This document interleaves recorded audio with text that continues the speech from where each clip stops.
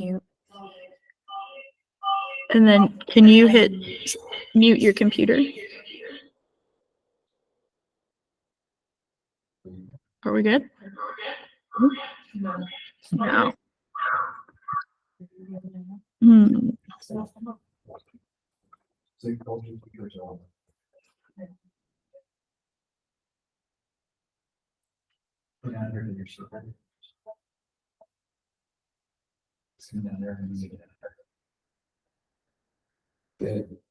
Okay. So can they hear us online? These are live, right? Yeah. Okay, can you guys hear us online?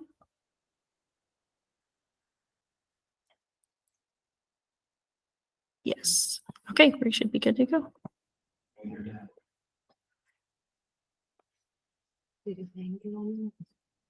I keep trying to admit her. I don't know what's happening. Oh, there she is. Any hear us online? You make the introduction. Who's the best? Elaine York. Yep, I'm here. Oh, we cannot hear. Mute her somehow. Maybe your speaker. Can you turn your speaker on? Can you try now, Elaine? I can hear you just fine. Can you hear me? Yeah. Yes. Okay. Thank you.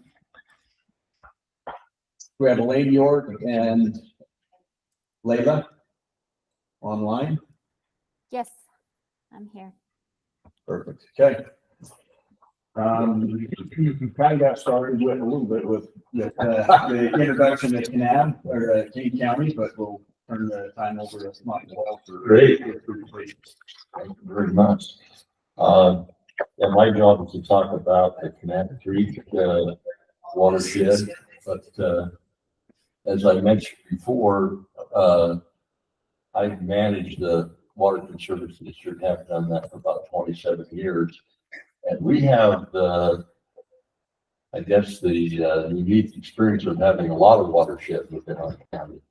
If you start up on Cedar Mountain, we have water rights in the Sevier River. So anything that drains to the north from Cedar Mountain, that's the headwaters of the Sevier River. And that's pretty much all the people we serve up to Duck Creek and over in Bryce Summit and also in Long Valley.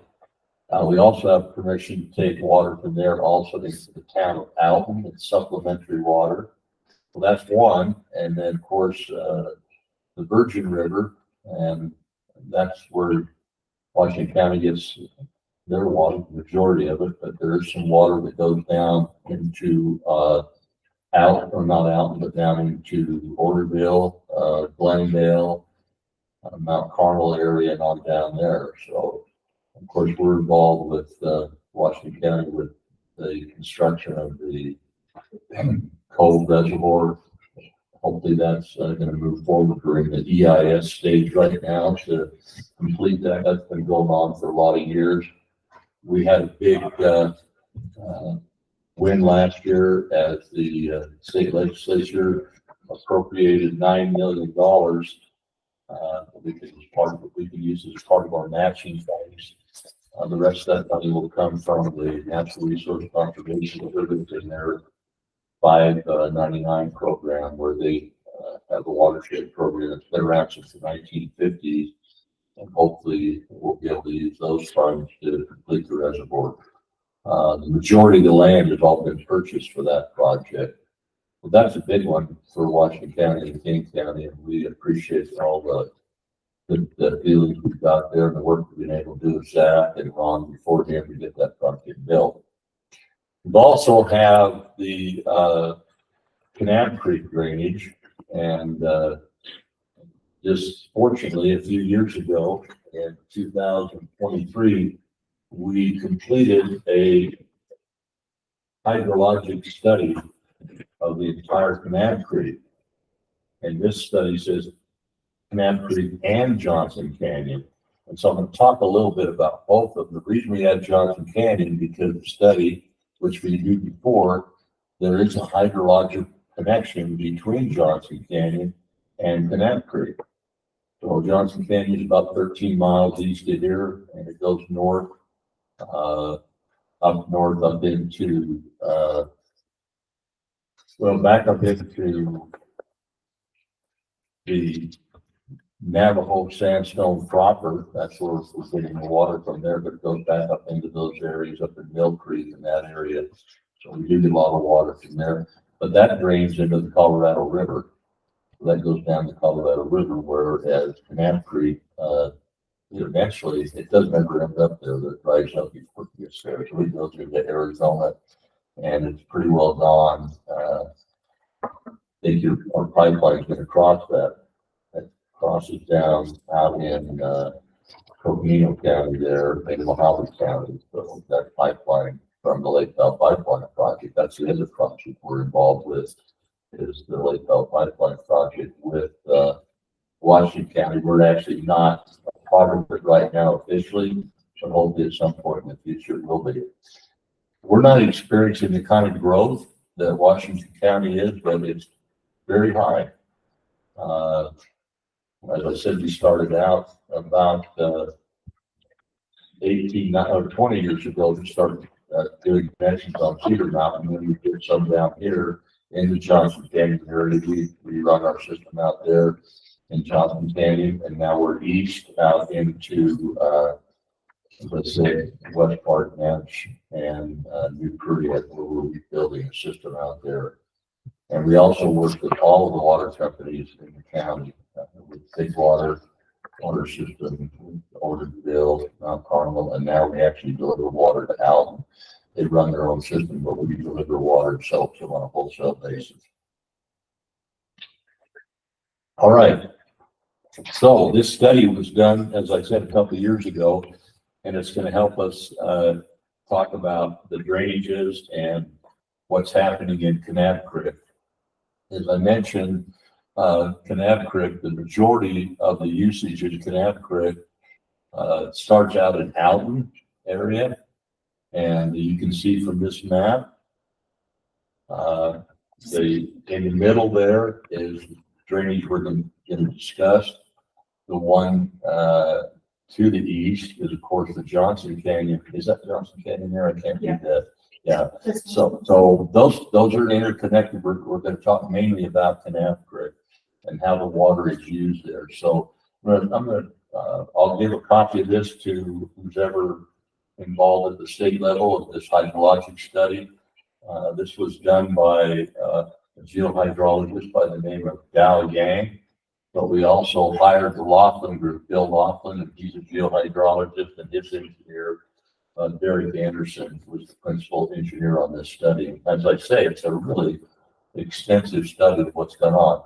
Over the years, there have been numerous studies on Johnson Canyon and Kanab Creek by, it's kind of this whole area here, like Washington County, is kind of a geological spectacular for any geologist, because you can see all the different levels as you go up towards the Poncegon and up on the plateau. You'll see different levels. You'll see the pinks up there at Rice Canyon. You come down here to the red, the white formation on the top is the Navajo.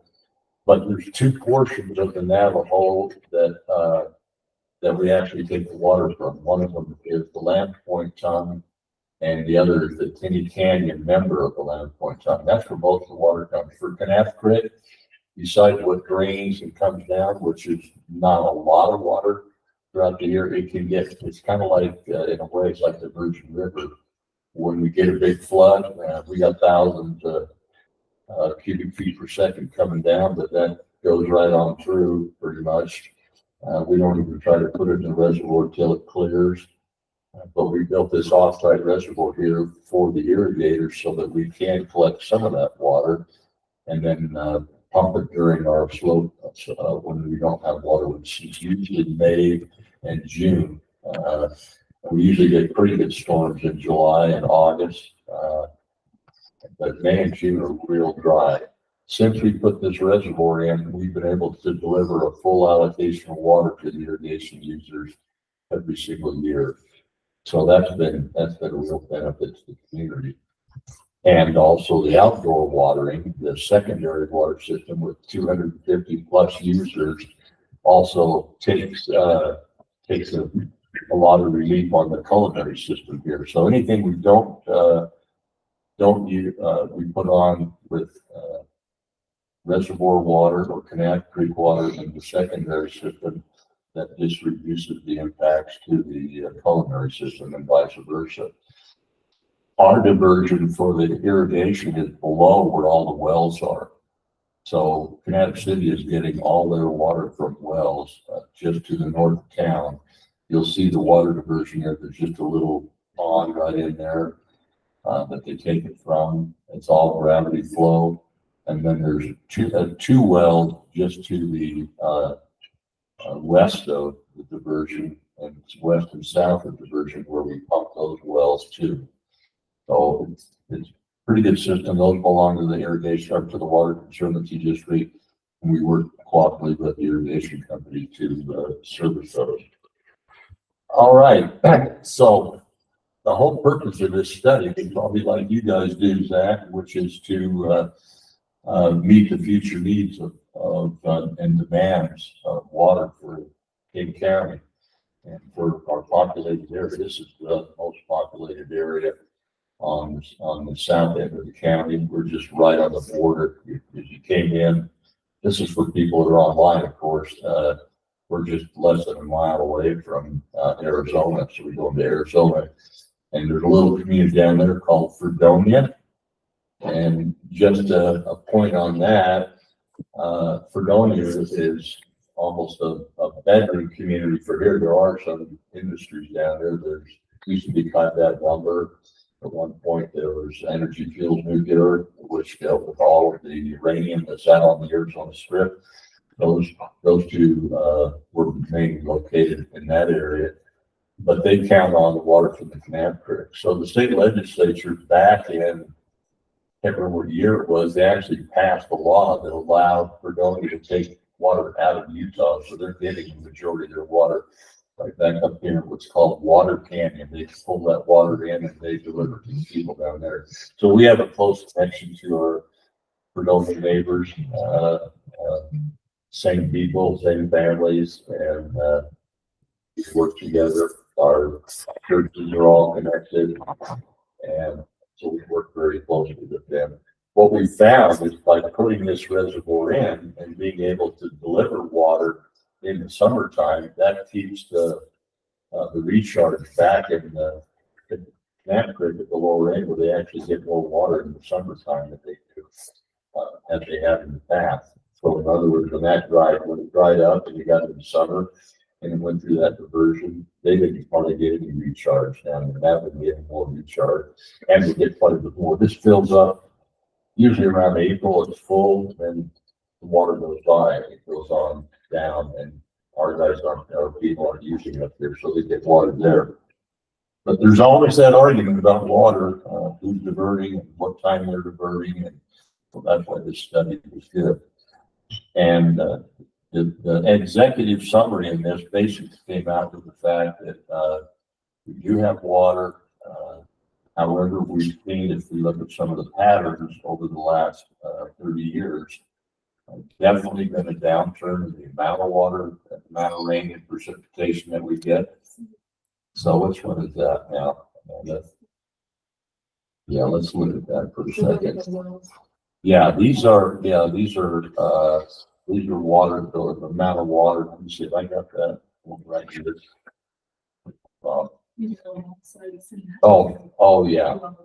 Yeah, these are the different well sites. So that's showing the downturn. See from left to right. I can't read that year. What year is that right there? 1982. So you've seen a gradual downturn and reduction. But we found actually in the last 10 years, it's really amazing because the Johnson Canyon, we have not really had the wells go down significantly. They recharge every year. So in that area, it's Lamb Point Tongue, and it's not very deep, and it's not very thick. The Navajo goes down to about 800 feet. That's the depth of that. We're drilling wells. Our well in Johnson Canyon is down 800 to 900 feet, and it hasn't dropped hardly at all. So there were some studies done back in the 70s. There was a major project. It was the Allen Water Valley project. I think you guys remember Henry Allen Power Plant. And there was to take water out of the ground up at Trevor Leach's property. There's like what is it, 30, not bigger than that. It's a huge well up there, probably 72-inch well up there, and they were pumping 4,000 to 5,000 gallons a minute out of that. And water came out, and there's a lot of lava rock up there. And down in the Draw Creek, when they pumped that, that's down in Johnson Canyon, it dropped like 2 feet. They have piezometers down there. They put piezometers in all around this area to see the impacts of that, and it dropped.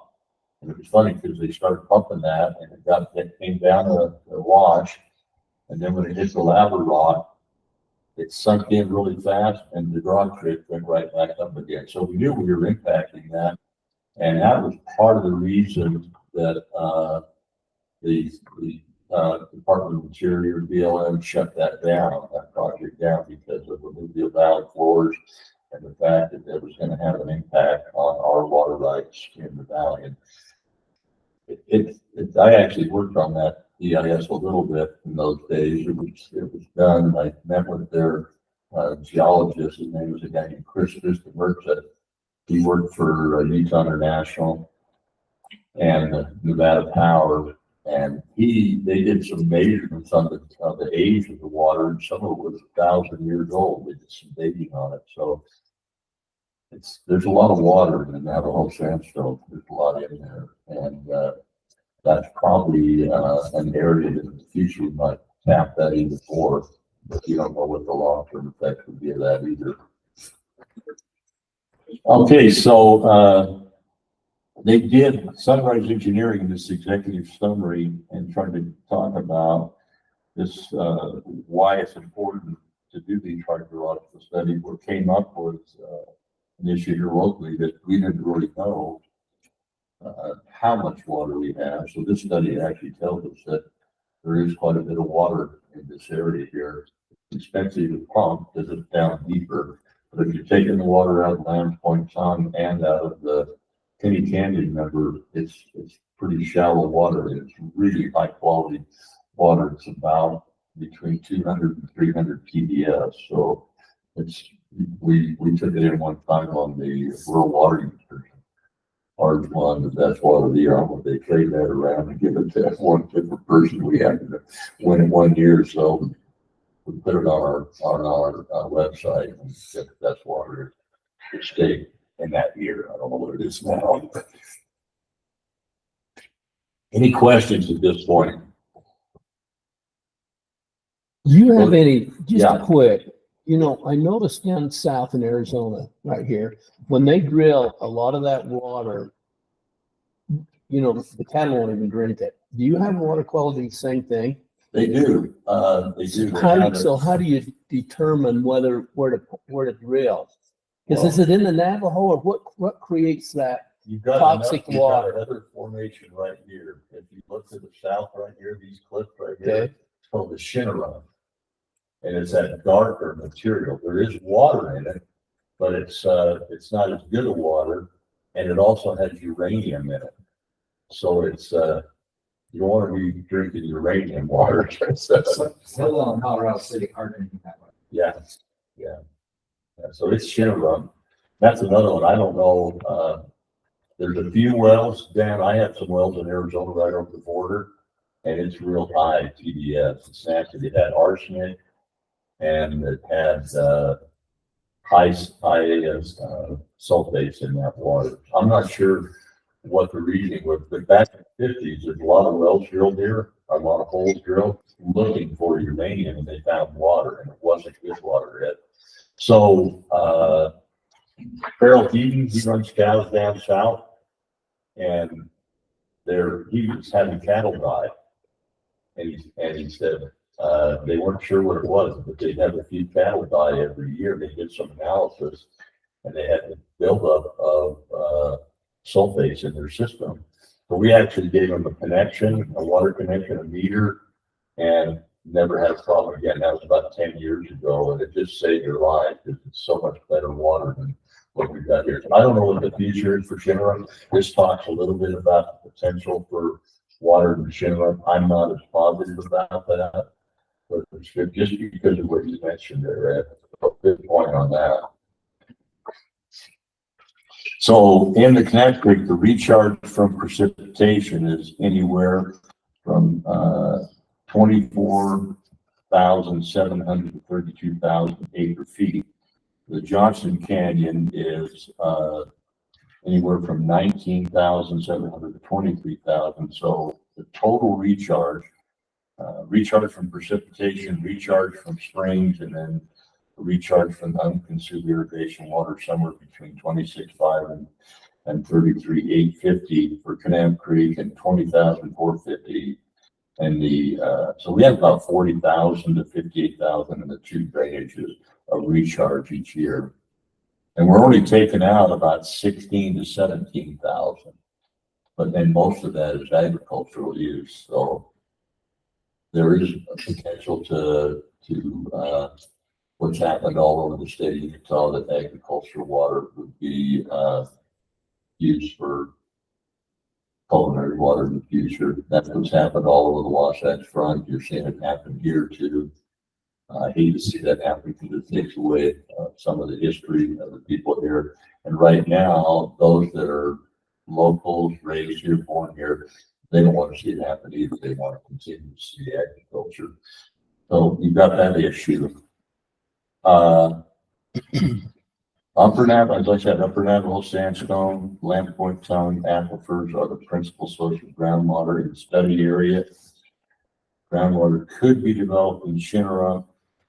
In the study area, moreover, groundwater can be developed from unconsolidated aquifer in the lower Johnson Canyon Basin. Other aquifers may not be a major source of groundwater for future development. Once you get down below that Lamp Point tongue, it's total clay is what it is. It's a real heavy clay, and you can't use it all. There's water in it, but it just doesn't move. It's just stuck there.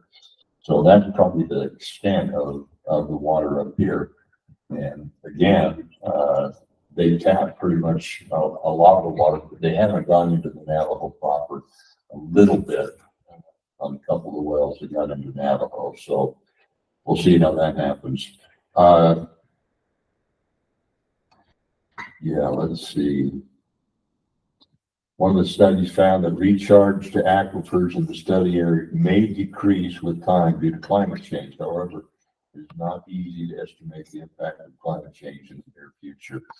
And that was that one chart. It's kind of inconsistent because you'll see it go down, and then you'll have a couple of years later, you'll see it go back up again. So I don't know, maybe somebody has comments or anybody online on the climate change. I just think we need to continue to prepare. And as you, as all water managers, you know, this was a famous quote by Ron Thompson. He says, if I go to my board and said we're going to be out of water in 10 years, they'd fire me, because you got to be 20 years in the future, right, Zach? And you're with the growth you're having and the growth we're having now. It's interesting. All these new people have moved in from other areas.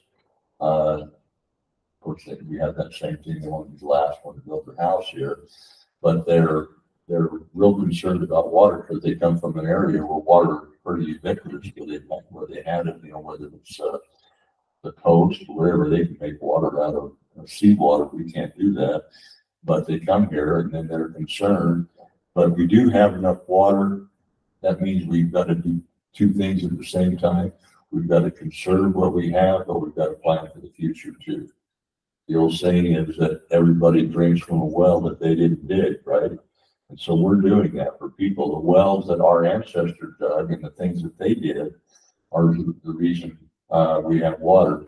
And Kanab Creek, per se, the first water that the city owned was given to them by the irrigators, by the Kanab Irrigation Company. They gave him those 1890 water rights, which are, all that water is pre-Colorado River, just as the water up in Oroville, Glendale, Mount Carmel, that's all pre-Colorado River compact. So it's all water that we can take, and we should use that water to the greatest extent because it belongs to us. It's developed in our state, it's developed in our watershed, and we should use that water because we're not going to have a conflict with the other basin states, So that's one of the reasons I think we need to just keep working on water conservation, and whether it's treating water. You guys are doing a lot of treating down there, and I think that's a tremendous thing to do, and it benefits from treating water and benefits from some of the things you can pull out of the treated water. In the future, we'll be looking at those things. Hydrogen. So let's see, let's go look at this figure number, the map legend. So just, I think we saw that, but this is figure one. Go to figure one. So you can kind of see that drainage area in more detail. That is the watershed. The one to the right or to the east is Johnson County. The one to the left is Kanab Creek. And then if you get down to Kanab, you can see all those existing wells. The USGS gauging station, and up and out you have their town diversion. They actually drilled a well in Alton, a deep well, and it was bad. It was over 1,000 to 1,500 TDF, so it wasn't good. So just an example, when we developed the water over on Long Valley area, I went to Alton and I said, you guys are going to need some water here. This was in a drought situation. They had two springs that were putting out about 40 gallons a minute. And it was a real dry summer, and they had people on terms in town with their town system. And I said, you ought to plan for this because they have a 200,000 gallon tank there. I said, if you have a fire, you get in trouble. So anyway, you got to know the Al and the Heaves. They're a very tight family, and they want to be independent. They don't want government. They're very, very skeptical about the government. They said, okay, we'll take some water. I think that first year we delivered how much, and I remember. The first few years it was less than 6,000. Less than 600,000. What did we deliver last year? 300. We delivered 3.8 million gallons of water to them. And so now they're talking about us taking over their system. And I think that's the most practical thing to do. Tim Davis was on his task force on regionalization. And to me, it makes no sense to have private water companies anymore because you just cannot keep up with the issues that are out there with water. We just hosted the AWWA conference here. And one of the things they are really concerned about, this gal was, she's one of the executive vice presidents. She was one of the speakers, and they're worried about microplastics. That's one of the big things in their water. And we haven't talked about that because our water is coming from a source that they're taking water out of the Hudson River and out of areas now where that's becoming a real problem, is dealing with microplastics. And they've cleaned up the Hudson River. I used to live in New York City. My dad was stationed at Fort Wadsworth. It's right across the bay on Staten Island, and you can see Coney Island and parachute drop over there. You go down the beach, and you could not believe it. It would make you sick. The filth that was on that beach. I mean, everything came out of your toilet sitting on the beach, and it was disgusting. And they just dumped everything right in the Hudson River, all the sewage, everything. Fortunately, New York City, when they started their water system, did their wells up to the north and the east, quite a few miles outside of the city. So they had a clean source of water, but they couldn't take anything out of the Hudson River. Now they cleaned that up significantly. They've got a lot of it out. But when you're dealing with 14 million people in that small of an area and what to do with waste, it's a challenge for sure. How to treat it and how to deal with it. Microplastics, I have no idea how you clean that up. I have no clue what you do. We don't have that problem yet, do we? We have a big watershed. And that's what it brings up in this area, this watershed here. I talk a lot about watersheds, but I think watershed in our state is probably one of the most important issues that we need to address at this watershed council, because the majority of our watersheds in Washington County, Kane County, Garfield County, Beaver County, all of these small counties down here are totally dependent on the Bureau of Land Management and the United States Forest Service, mostly the Forest Service. And when you allow these watersheds to be, I call it dog hair stands of trees where they don't cut the trees, and so you go into a forest and all these trees are young trees that are, you can't even ride a horse through, some areas you can't walk with. What it does, it creates a floor that would normally be an open forest, because we've controlled the fires. We used to burn. Native Americans would burn. They'd come in here, burn sagebrush, burn everything, and grass would come back, and then forage would come, then grass, then shrubs. But when the shrubs got so thick and the sagebrush, they'd burn it again. Guess what? That's the benefit for the watershed, because you're getting the water going in the ground instead of washing off the ground. The studies that I even remember this back in my BLM days, called rill and valley erosion, where you just start a little pathway. Now go look at some of these washes that were never there before are 30, 40 feet deep. And that doesn't do anything for your watershed. That doesn't put it back in the ground. That doesn't recharge spring. That doesn't get back. It doesn't even get into these rock formations, these aquifers. You're taking water right out of the Navajo and San Paulo, right? Water's seeping into San. We've got the same opportunity out east here, where in Lake Powell, a lot of water on the Navajo in that area. Big Water's getting all of their water out of the Navajo. Good water coming right out of Lake Powell and seeping into the formation. So that's a big one. But you can see our study area. It's a big area, 195,000 acres of watershed. And if you go up Johnson Canyon, up Kanab Creek Canyon, you'll look up there by Alton at the headwaters area, and there's an area up there where there's a rock bench where it breaks. It's where the turnoff is going to Glendale, and then the one goes north to Alton. Right there, that's where the water, what that's called right now. What's that area called? What? No, it's the bench, but there's an area right there, that rock formation. That kind of shows you that drainage right there where it breaks. But so that's in Johnson Canyon, and if you look up there, you see a lot of areas of watershed that have been closed off. The BLM went in there about the last 10 years, and they've done a tremendous amount of treating and cleared all the pinyon juniper trees. They wouldn't clear the sagebrush because of the sage grouse, but where they cleared the pinyon juniper trees and planted, you can't believe the difference in that area, and the amount of water that's there, and the amount of seepage that goes into the ground. So that's something we need to focus on when we talk about our water, is how do we make sure that these watersheds are done. A lot of them in areas where you have restrictions, such as visual resource management. You can't do anything out there. They won't allow you to do treatments like this, and basically you just wait for a fire and then you go back in and reseed. And I think that's probably the only way you're going to get them to move, unless we get control of that, which is the lawsuit that's filed for the state to take over management of some of those areas.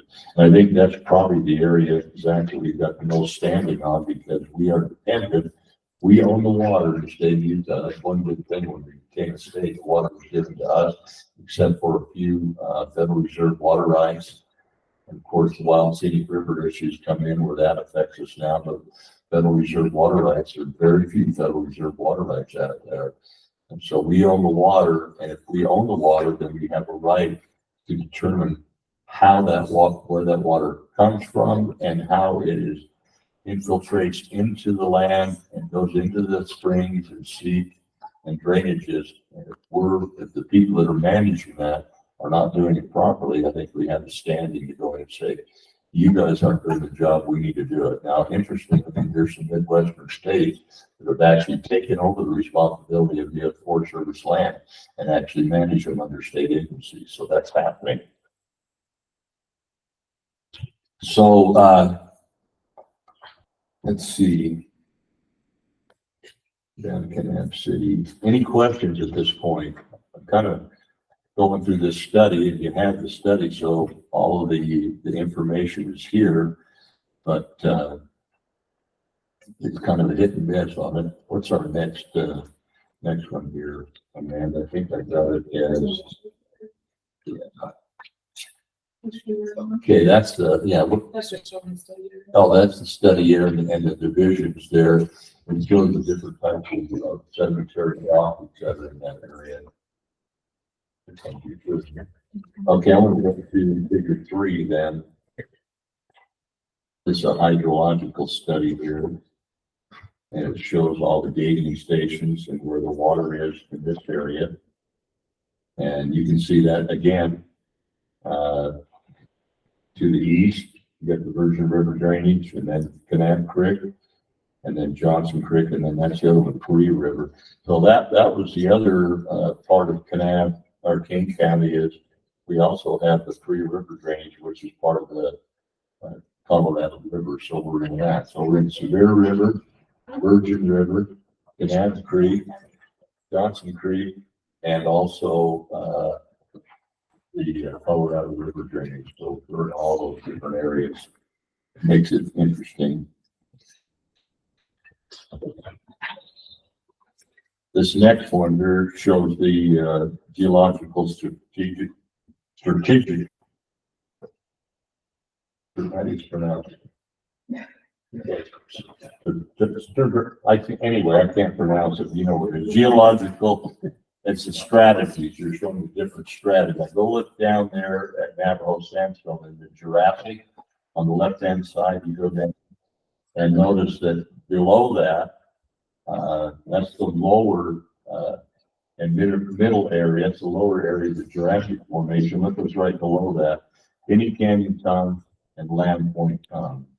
So those are the different levels of where you find that. And the higher up you go, the Pink Cliffs, that's clear up in the Alton area. That's up on Yabimpa Point in that area. So that's where we're getting our water from, and the amount of rock formations above that. A lot of those, you don't see those rock formations because they've all washed away. So that's the area there that we're talking about. The next thing, figure 5, that should show the cross sections. And let's talk about a couple of aquifers. Yeah. Yeah, right there. So again, Navajo unit, 400, thickness 400 plus feet. It's actually more than that. It's up to about 1,000 feet. And so you can include Kinney, that's another 100. If you drill wells up in Johnson Canyon up here, you're only drilling to about 100, 150 to 200 feet. We're actually drilling one right now in Upper Johnson Canyon, and we're at about 300 feet with Gardner Brothers, but we started hitting Navajo sandstone at about 60 feet, and it goes down that deep. But that's a very water plentiful formation, and again, the last point time, a little deeper, and that's basically where our water's coming.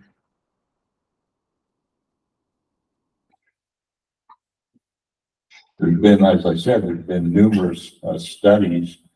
I've looked at a lot of them over the years. There's been hydrologic studies done clear back in the 1960s, and this area again is just a geological wonder for geologists to come out and look at it. And with that and knowing all the formations, we can then take that information and figure out, we're interested in water, they're just interested in where all the formations came from. That, look at that aquifer right there, where the dinosaurs come from. Out east here is where they're finding all the new dinosaurs out towards where the Kaneplex project was supposed to be. The mine where the coal was is 1,000 feet down in the ground.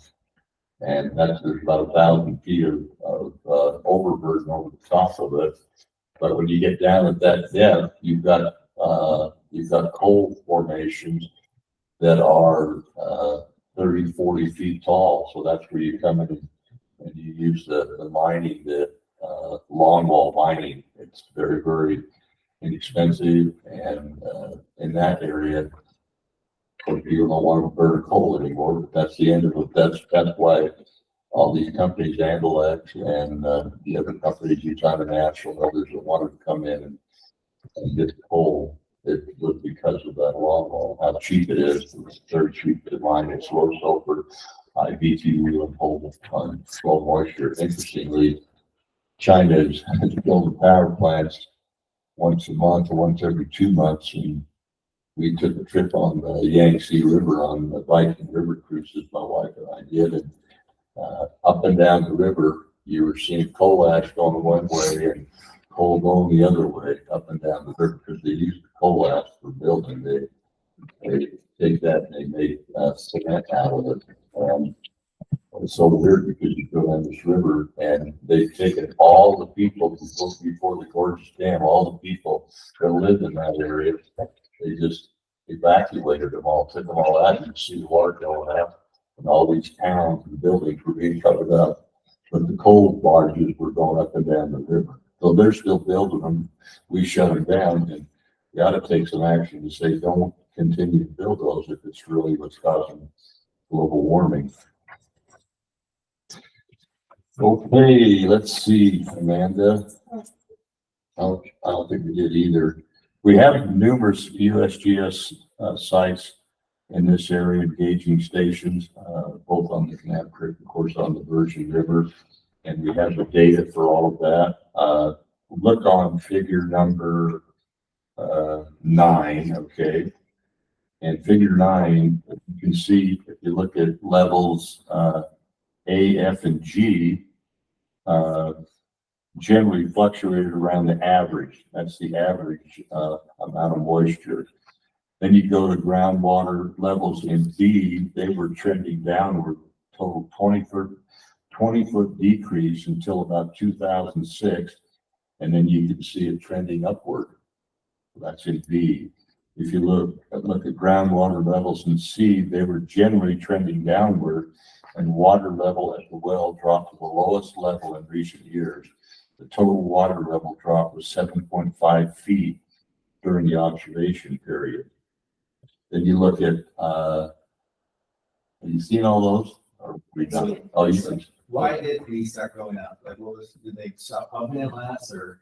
No, this was precipitation is what this is about. I'm telling you that this is what's happening with the precipitation. So there's not really a trend. It's different years. It's different. Looks like it's going down, but it hasn't gone down. Then it comes back up again. So let's look at ground levels in E and H. Can you see those? Go to E and H. Look at those. Generally trending upward, though the water level in H has decreased in recent years. So I would take a look at those, and those are definitely related to water for Kanab Creek. And what that's telling us is there's just a huge fluctuation there. I'm not exactly sure why.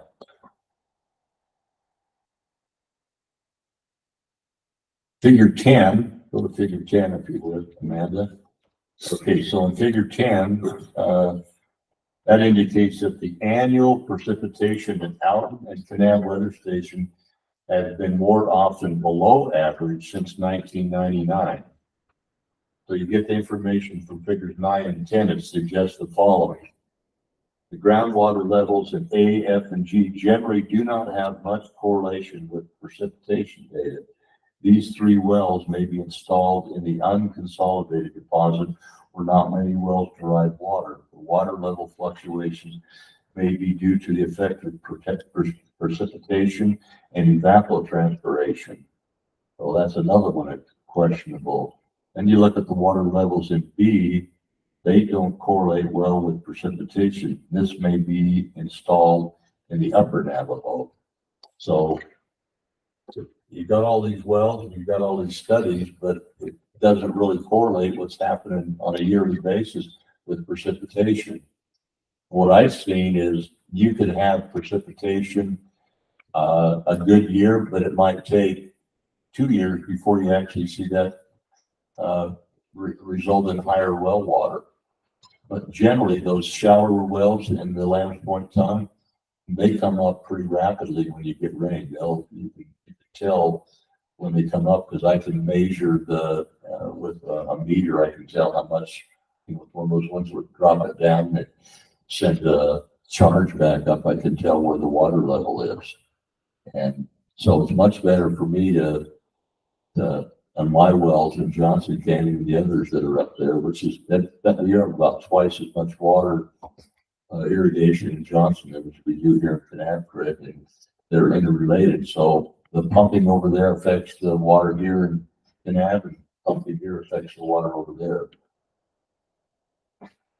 When we first built out the Johnson Canyon system, we brought the line all the way in, and right out here, this hotel used to be the Holiday Inn Comfort. Yeah, right out in front there, there's a 2-way valve, and we've never had it coming our way, but it's just been like 5 years ago. Kanab City woke up and they had no water in 2 of their tanks, their big tanks up on the hill, and they hadn't found the leak yet. And so we said, well, we're going to be sucking air here. So we opened that and started pumping them 400 or 500 gallons a minute and got those tanks filled. They had a line up the canyon, a 24-inch line that had broke along the highway there. It was just blowing out. So that's good. So we work closely with the city, with you guys do too. I know you're supplying a lot of water. That's funny because I remember way back when Ron was there and he was talking about building Quail Lake, which was to me the fastest BLM permit I've ever seen in history. It's like one day we're building Quail Lake and a week later they had the builders out there. But anyway, and then now look how much water you're delivering. Somebody had some foresight. Somebody was looking 20 years ahead. And it's the same in the Sand Hollow. What would you do without those 2 reservoirs? You've been on the board ever since then, haven't you? Yeah. So you watched all this happen. And I got a whole bunch of new board members this year. It's a long retraining process. You know, we've got people that moved here that don't even know where the water comes from. At first they didn't. Now they're getting educated. Now I've got some farmers that are really understand it very well. All right. I'm just about finished here. So our mean annual precipitation in Kanab is about 15 inches per year. That's what it shows from 1999 to 2016. We get about 15 inches a year. And if you go through and see how that's distributed, that results in 40,000 plus acre feet of water. So the water is there, it's spread out, and it's available. But I still see this area growing. Right now, I've had several of my grandchildren that have had to move out of here. They really wanted to stay here, but they couldn't afford a house. One of them just moved to Hurricane. Our house in here is it's cheaper over there. It's 3 to 12. He got a house right there on that one curve where they just built that 1 million gallon tank. And I'm talking on the you're going around Quail Lake, around Sand Hollow, and you get to the curve. I can't remember what that's called. Is it called Long Valley or What is it? Yeah, they are where Right Long there, Valley. all those houses. Yeah. And it's literally, I mean, he went from living out in the ranch where my little grandson Jeff could run out and feed the pigs and feed the horses, and he's in an asphalt jungle, but he liked it. Except there's like 400 kids in the primary. There's so many kids, you can't believe it. But those houses are 300,000, but they bought pre-financing, so he could buy it at 6% interest, and then he got a one-time deal from the state of Utah that barely made it in under the wire. He makes 70,000 a year, he can barely afford a house. So, all right. Uh-oh. Shut the bitch down. Anyway, we will need water, and again, I'm not gonna be here much longer. As long as my wife will put up with me. I'm on my second wife. My first wife died 2 weeks after, or a week after our 50th wedding anniversary. And so I've been married for 7 years to a new lady. It's great, but it's challenging. She's got to retrain me, and I'm hard to retrain at 70. I think that's about it, unless there's questions here. What I want you to get out of this is this, we have water, and you guys know this, and we've got to do the best we can to get the water from the sources we know that are reliable. We're blessed with a great watershed in the Kanab Creek, and also on Cedar Mountain, a great watershed there. And we got to protect those watersheds. For instance, the project we did on the sewer lagoons, that was to protect that watershed, because we were getting raw sewage going into Mammoth Creek and then into the Sevier River. We can't have that.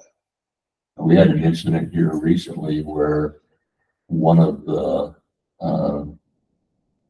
septic tank pumpers, they caught them up in that watershed area, dumping their trucks up there. Did you read about that? So that's just a filthy deal there. And I think they've been doing it for a long time. We got to do that and protect it. How many building permits do you do in the county? You How much think? what? Building permits, do you think? Per year? Just on our water system in the last fiscal year, we put in 102 connections. We put in 102 for us, which probably doesn't sound like a lot, but for a community That's quite a that's few. 8,000 people, that's ours.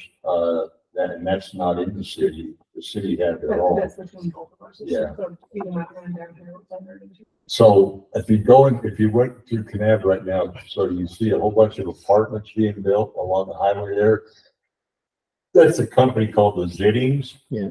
And they filled every one of those apartments. They're building a whole set of them. They're about doubling that.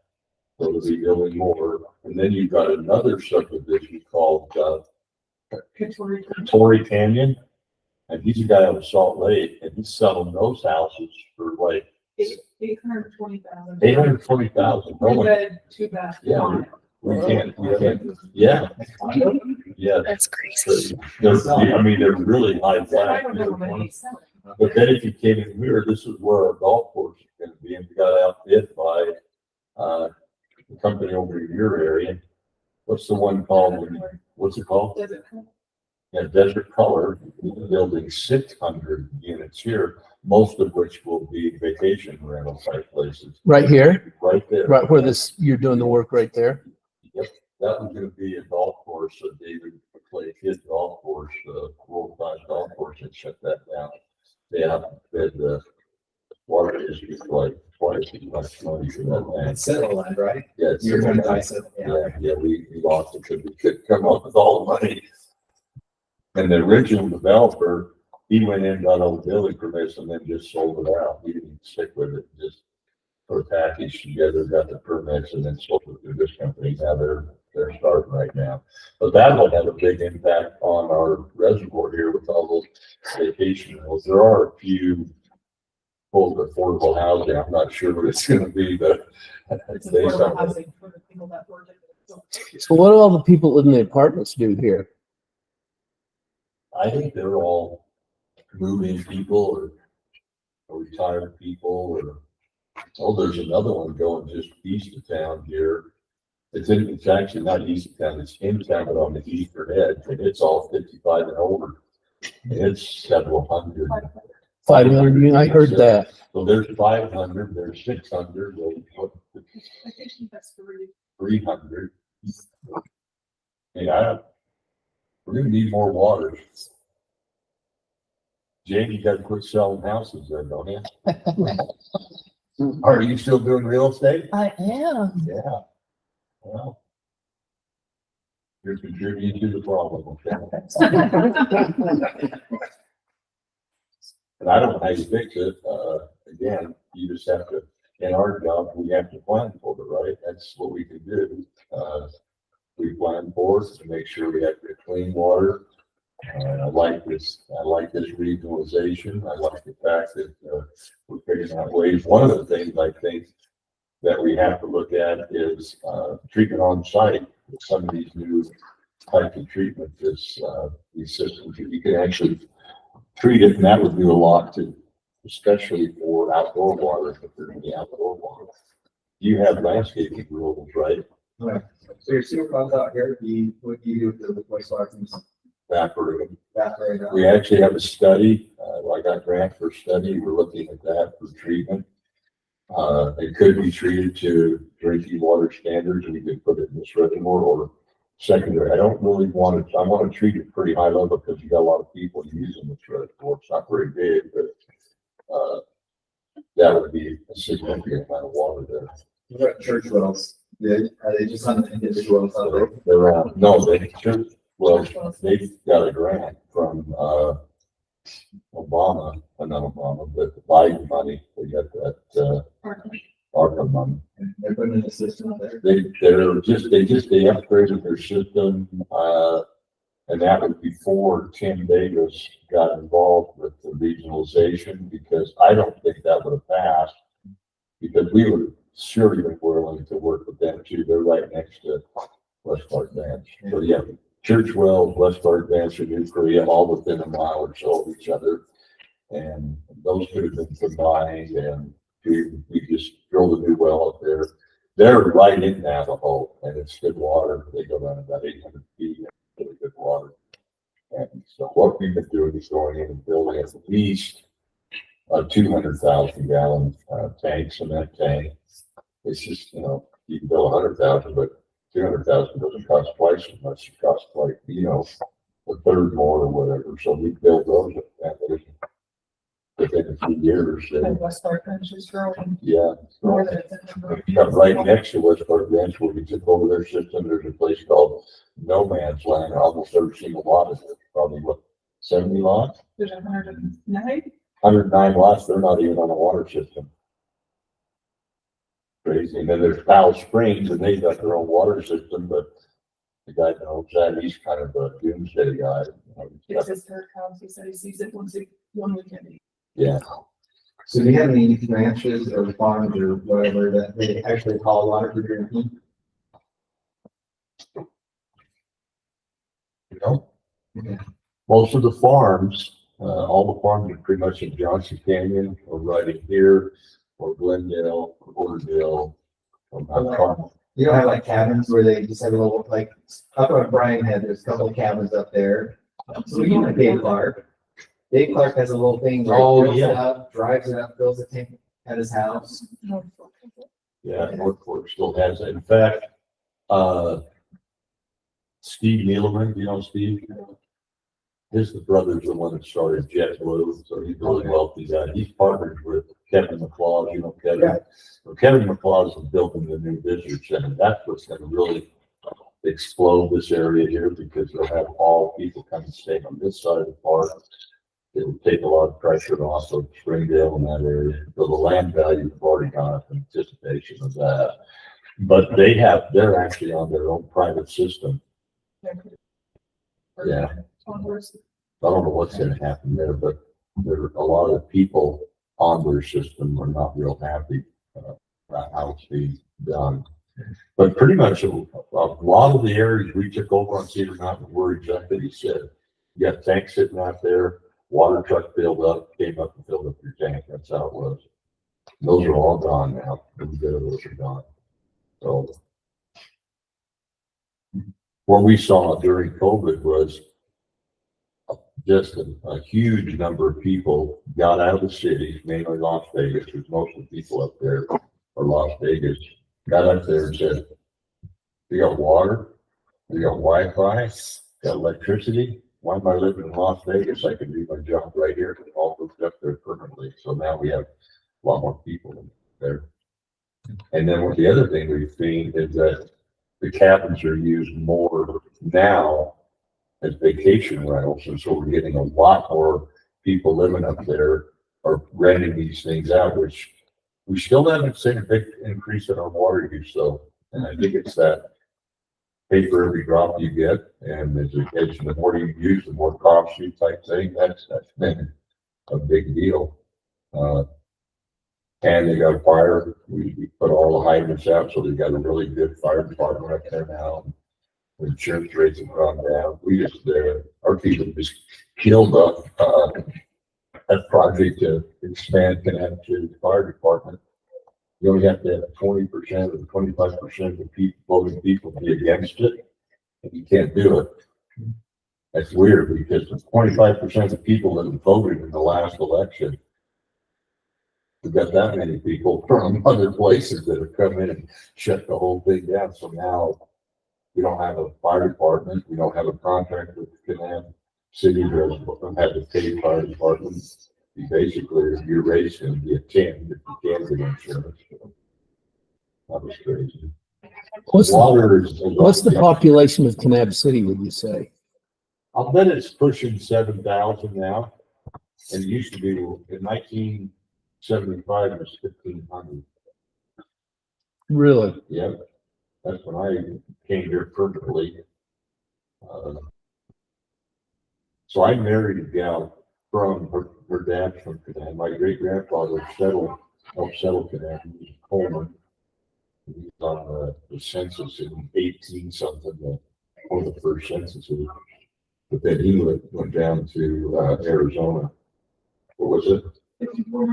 54 right now? I'd probably be behind 54.19. It's probably behind a little bit. It's increased 15.2% since 2020. Yeah, we're growing pretty fast. And it's going east. It's like I just mentioned, all those subdivisions that are going, and then out this direction, there's four subdivisions on the highway there. But it slowed down when the interest rates went up. It slowed down. So have you seen that a little bit slow down? I don't know. Talk ahead about housing. It's a little bit softer in St. George, Yeah. but it's just a little bit above what it was a year ago, building permit wise and new Yeah. home sales wise. But Yeah. so it's a lot little of your stronger. people aren't they coming from California and other places? Or Just everywhere. yeah, Wasatch Front a lot. yeah. So they can Still. sell a house, and most places they can sell it and buy another one here at the same price or less, right? Is that right? Yeah, it's pricey over there though. Yeah. St. George is awfully hard. It's pricey. That's why DR Horton is really the biggest seller we got going right now. Yeah. But it's pricing. It's really hard to find housing for kids. I don't know. I have an officer and I was just up to the office talking to those guys a little bit. It's too bad this isn't prettier. This is such a pretty place. I've been time I come out here, this is the prettiest place in the world. And it's just gonna start to grow right. Yeah. It's really good. Yeah. It's just a pretty place. We hosted about 250 people, 300 for the state, WWA people from New Jersey, and all of them. Every one of them said, I'm coming back. I'll tell you one thing that I have noticed, that the traffic on that road between here and St. George is unbelievable. I mean, are they just going to Lake Powell? Where are they going? Where's everybody They're going to going? Lake Powell. We have 4 million, there's a camera, over 4 million people drive right through Kanab on the way to Lake Powell. they're redoing, they're putting another passing lane out there right now. They're finishing Brown Brothers. That's like the 5th year in a row they've added passing lanes to get people out that just coming off that lake at night, and they've had a few beers and they're passing each other, and it's a zoo coming in. So they put these passing lanes in, but and now that the lake's going up, there are more people coming. So yeah, I don't think that's going to slow down. No, I can't think of the name of the big resort out there right now. It's Gary. Yeah. Do you guys provide water for that? Or is that in Arizona? They have their own, no, it's in Utah. It's actually on a piece of state trust land. And then, what's his name? C Plus Land and Livestock, old Christensen, remember him, Daryl Christensen? Mm-hmm. He owned that land, he sold some of it to him. But that is the largest contributor to our TRT in the whole county. They contribute about 1/3 of it because they charge A lot of money. $2,000 a night, $3,800. $3,800 a night for a cement room. Yep. It's all cement, the beds are made out of cement. You got a pad on it. I go, 3,000, it's well pricey. But you do get the rocks on your belly when you go out there. They do a little deal with, juniper. They have a juniper kind of a seance thing they do. I don't know. I've been there a few times. Yeah, you've got people like, Yeah. what's his name, Zuckerberg's out there, and Bill Gates, and that's the kind of people who go there. They're building right up Johnson Canyon. They got how many houses? I forgot about that one. Huh? 45? 45 big, nice homes. So who provides water for that? We do. Do you guys? Yeah, we're moving with them. Yeah, they got a permit to go build homes and also earths, is that what they call it? So what's your growth rate in the county, would you say? 3% maybe? Is it 3%? I'll look at that.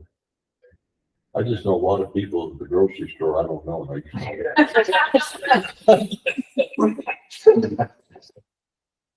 It's growing. Yeah, it's growing, yeah. Yeah, it's growing crazy. 2.64. What? That's the growth rate, 2.64. 2.64, okay. So that's pretty healthy. Yep. Yeah. And you kind of, when you reach the Walmart stages, that's when it really takes off, you know, people move here.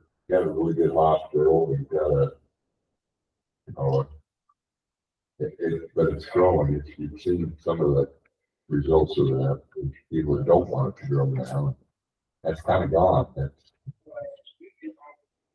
And you can't use water to stop growth. That's just not practical. County commissioners have to do it or whatever, just make sure they can do it. So, but using water to stop growth doesn't make any sense to me. Everybody's entitled to water. Anyway, what time's lunch? They run it, and they have to go ahead. I've got Any it. questions for Mike on that? Should we go to the next agenda item? We good there? So the next agenda item was discussion on watershed management plan. That request from Jane Wayland to discuss that, and then we open this up for discussion, but maybe Jane, you can start. Yes. Amy Dickey, I was interested in finding out water quality on the Virgin River, and I talked to her about, she did a study on the North Fork of the Virgin River. And so we started talking about the watershed and are there any watershed plans and, you know, what's happening with protecting the watershed. So she sent me this watershed plan from 2006. And I just thought it was just excellent. So, and Steve Meissner did a little bit of research now on how that plan came about. And the Washington County Water Conservancy gave $40,000. And then BLM gave $30,000 to do this plan. And I just thought it was excellent and it would be something that the Watershed Council. We'll see, I'm betting more cost to that than just also. Okay. Just happened to one thing. I don't know, Ed, do you remember? Can't remember. So I thought it would be something that the Watershed Council could update. because it's a lot of basic information. And I didn't think that it would be too hard to do an update of the plan, and if the Watershed Council would like to do it. And so that would be my question and kind of discussion. I did send it out, or that Mindy, maybe you sent it out to everyone, but maybe they haven't had a chance to look at it.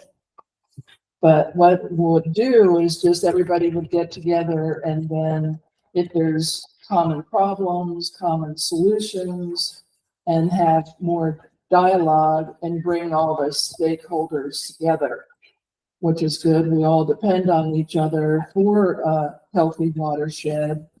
And I thought it would be good to continue this plan.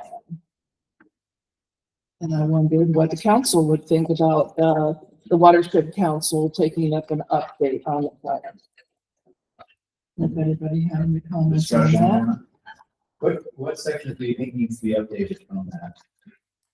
Well, it seemed like all of them, not all of them, but I put, well, you would need a new introduction.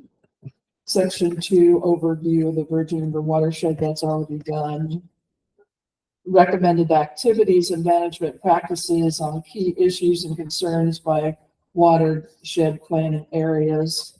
Summary of the watershed problems and concerns, recommendations, projects to address problems and issues in the watershed. So that would be the areas I think would be updated. How many folks have seen the watershed plan? I just emailed, Monday emailed it What out. year Yeah. was that done? Oh, 2006. Oh, okay. Oh, 18 years ago. That's all right. yeah. Any discussion on this, everybody think? I think it'd be good for all of us to review it, but just, I've seen it, I haven't really spent a whole lot of time on it.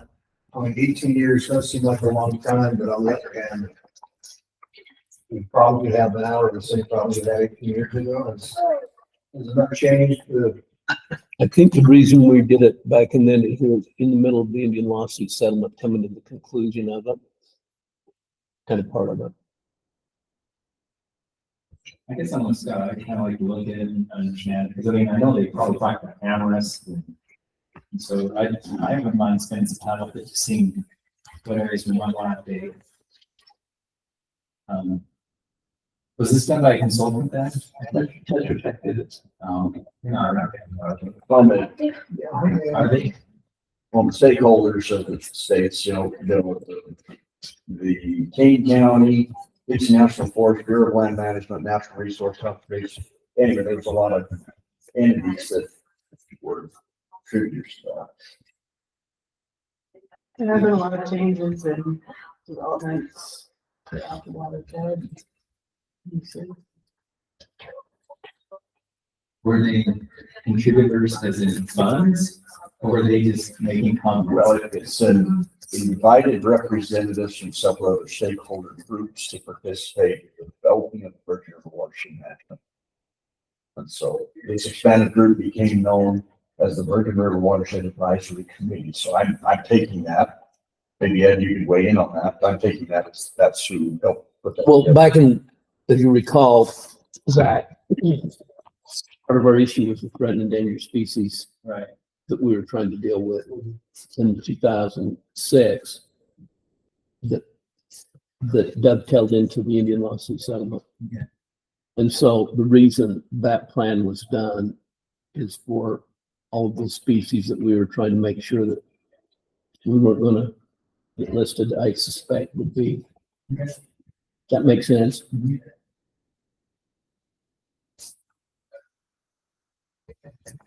Well, I guess if I know the plan, but I haven't read this plan in a while. Like, I wouldn't mind spending some time with it, kind of looking at it, maybe see a couple other people look at it and kind of zero in on which areas might need to be updated, and then also just the cost. And then what entity incurs that cost? Yeah. And is this the group to make changes to that? You're talking about, this is not going to be cheap. Yeah. Well, Carly was just mentioning, you know, how we might be able to apply to the Bureau of Reclamation for a smart. Water Smart grant. Yeah. I mean, you'd have to decide who will host those funds and if you need a match, depending on what you apply for. So what I would say on that, James, the one that should be really reviewing that are these federal agencies, because they're the ones in charge of the watershed. So their resource management plan is what you need to look at, see where they are. I did look at Kanab Resource Management Plan, BLM, and so they highlighted this study because they would follow it. So I thought that was pretty interesting. And as a So result part of of that, I know during the 4 years that Trump was there, they did a tremendous amount of work here. They did a lot of reseeding, they did a lot of chaining, they did a lot of spraying, drug spraying, and that has done just unbelievable for the grass and the water springs, etc. That's going to be your biggest benefit from a watershed plan is work on the vegetation. You want perennial vegetation. You want more cottonwoods and birch and those trees up in the forest and less conifers. That's what you want up there. And that will go for your watershed and anything. That's just common sense, but I have no idea why we quit cutting trees. Just doesn't make any sense. What was the guy's name that, I can't think he's dead now, but he was the one that started the Grand Canyon Trust. You know what I'm talking about? Jim Trees. Yeah, Jim Trees. So he bought Briarhead. We knew that, right? You know what he did the first thing when he bought it? They cut all the trees down because they had bark beetles.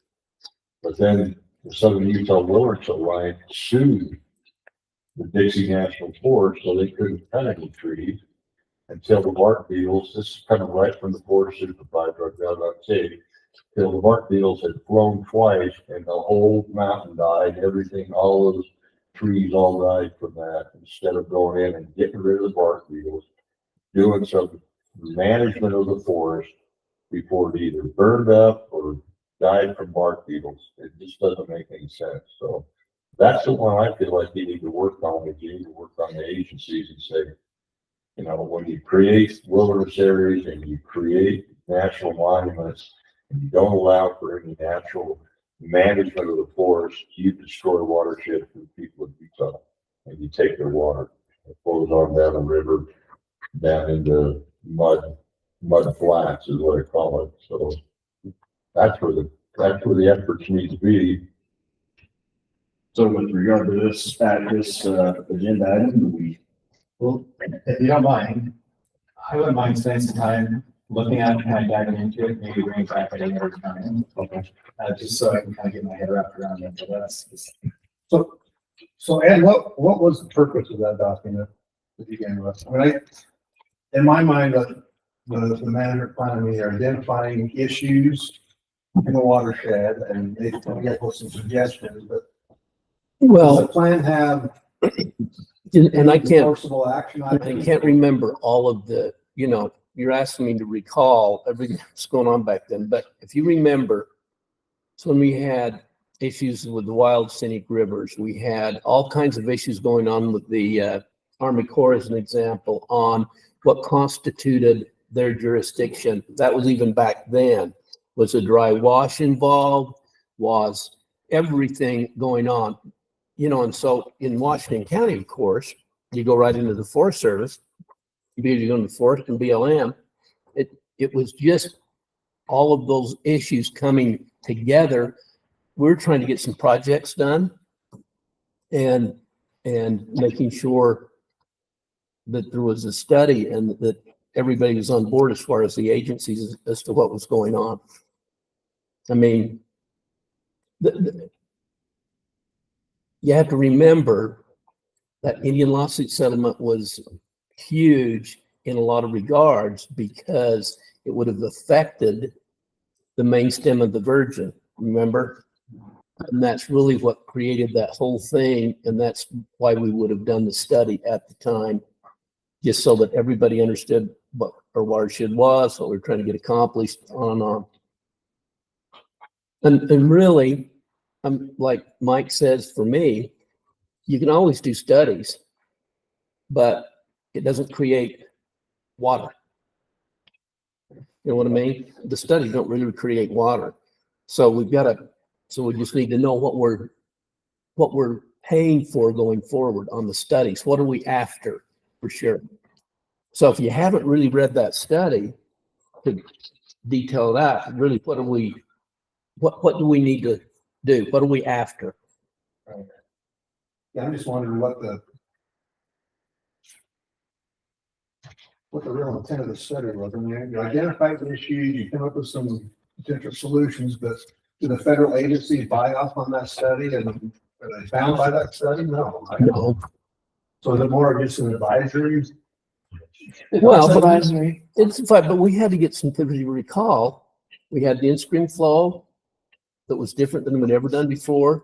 We had that whole Santa Clara project that was different than we'd ever done before. We did, and I'm sure that was part of the studies going along to see exactly how that was going to look at the end of the project. And you know, you're dealing with it with the on the Santa Clara side in particular. But the real issue was not to get anything listed on the Virgin River side of it. Would that be fair, Steve? Nothing more listed. Nothing more listed than we've already got on the Virgin River side. Would you say that was fair? Mhm.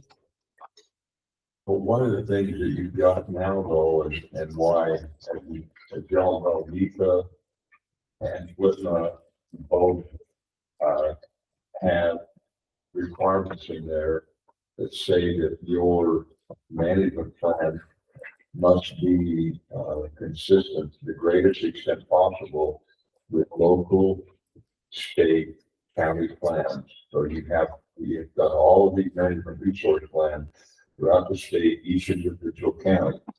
With the recent Supreme Court decision on the Chevron decision, the playing field has changed dramatically, so now it's much more level playing field. In other words, they don't defer to the agencies.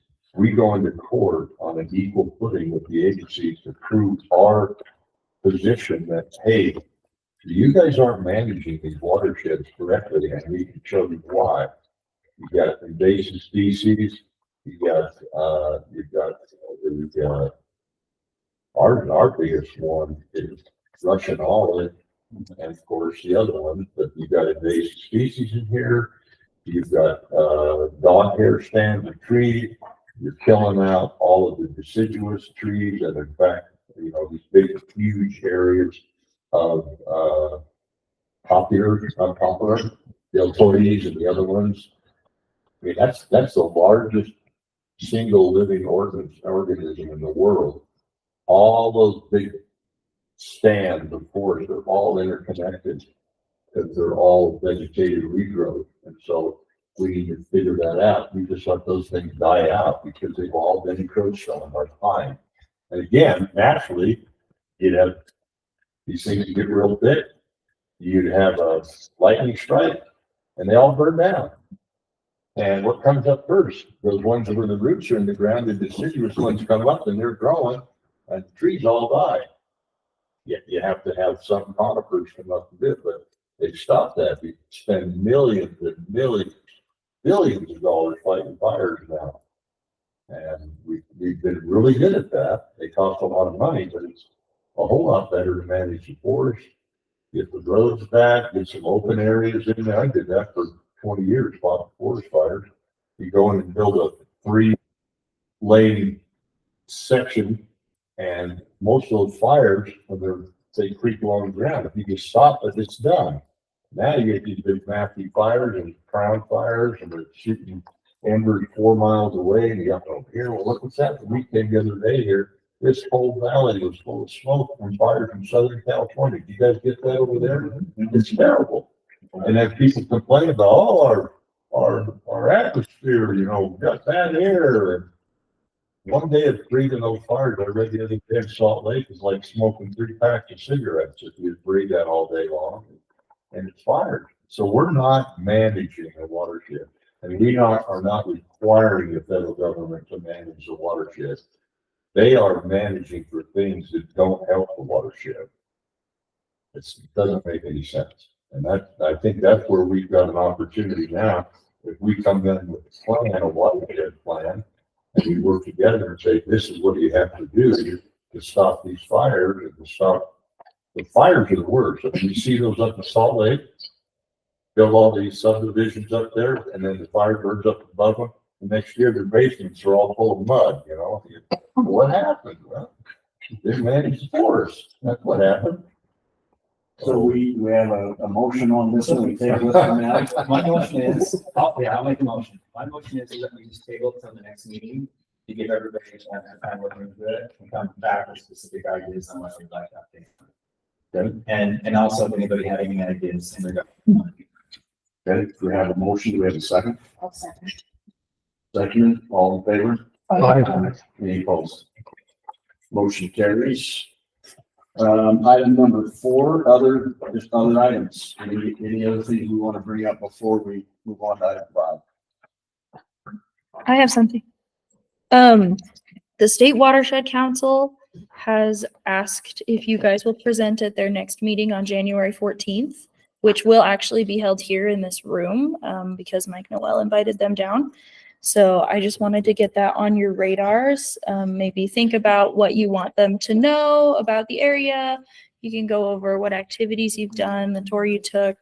It's very casual, but just wanted to give you a heads up. So report on our activities as a watershed council. Right. Okay. Any volunteers on who wants to do that? I think the chair is supposed to do that.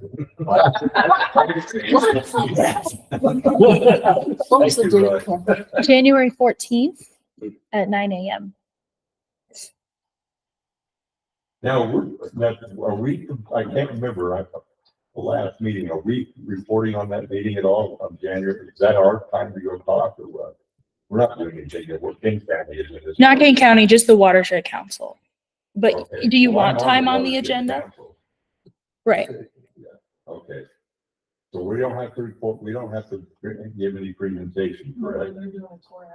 Oh, I'm doing a tour. If you're willing, Right. just Okay. something short. Yeah. Okay. That's odd. People from northern Utah would want to come here on January 14th. This is so odd. I can't figure that out. It's like unbelievable. There's only 2 types of people in Salt Lake, the ones that have their house here, and the ones that are planning to build one here. You still fight all stuff. 5-10 minutes. Yeah, no more than 10 minutes. Just brief. Yep. You guys adjourn, and they all can just- Yeah, They'll probably ask you a couple questions. They want to see how things are going. So Okay. What we're gonna get with Scott and we come up with a 5-10 minute presentation. Yep. Okay, that sounds good. Any other discussion items? Item number 5, consider approval of February 21st, 2024 meeting minutes. And Nikki had copies of those are in your packet. Anybody had a chance to read those? Any comment on those? Okay, if not, we'll entertain a motion. Okay, have a motion to approve the minutes. Do we have a second? I'll second it. Second. Okay, all in favor? Aye. Any opposed? Okay, motion carries, and that concludes our meeting. If there's no other items at 11:59. Yes, I have that motion to exit. Oh, sorry. Next meeting, sorry.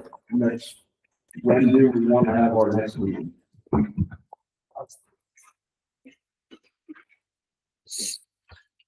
If it's in January, we gotta have the St. George. You want